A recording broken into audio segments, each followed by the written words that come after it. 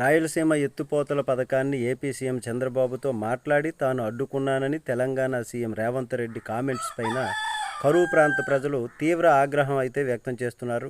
ఈ నేపథ్యంలోనే తిరుపతి అసెంబ్లీ నియోజకవర్గ వైసీపీ సమన్వయకర్త భూమన అభినయ్ నేతృత్వంతో మెరుపు ఉద్యమం చేపట్టారు.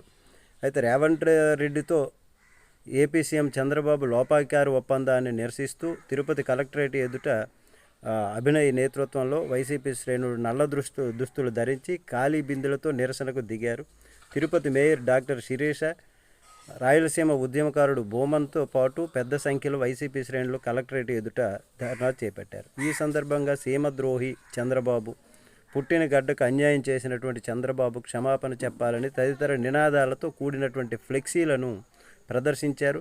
కరువు ప్రాంతమైనటువంటి రాయలసీమ భూముల్ని శాశ్వతంగా ఎండబెట్టేలా రేవంత్ రెడ్డితో చీకటి ఒప్పందాన్ని చేసుకోవడం పైన అభినయ్ తీవ్ర ఆగ్రహం వ్యక్తం చేశారు.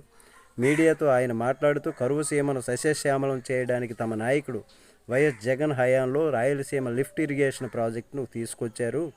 దానికి సంబంధించినటువంటి పనుల్ని కూడా అప్పట్లో తమ ప్రభుత్వం చేపట్టింది.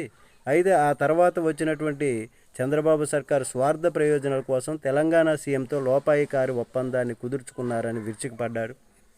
రాజకీయంగా ఉజ్వల భవిష్యత్తు ఇచ్చినటువంటి రాయలసీమకు తీరని ద్రోహం తలపెట్టిన చంద్రబాబు వైఖరికి నిరసనగా రానున్న రోజుల్లో పెద్ద ఎత్తున ఉద్యమం చేస్తామని అభినయ్ హెచ్చరించారు. తిరుపతి నుంచి తొలి ఉద్యమ కేక వినిపించామన్నారు.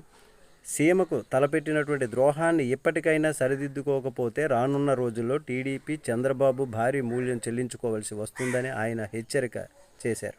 అయితే చెన్నై బెంగళూరు జాతీయ రహదారిపై తిరుపతి కలెక్టరేట్ ఎదుట సుమారు 2 గంటల పాటు ధర్నా చేయడంతో ట్రాఫిక్కు అంతరాయం కలిగింది.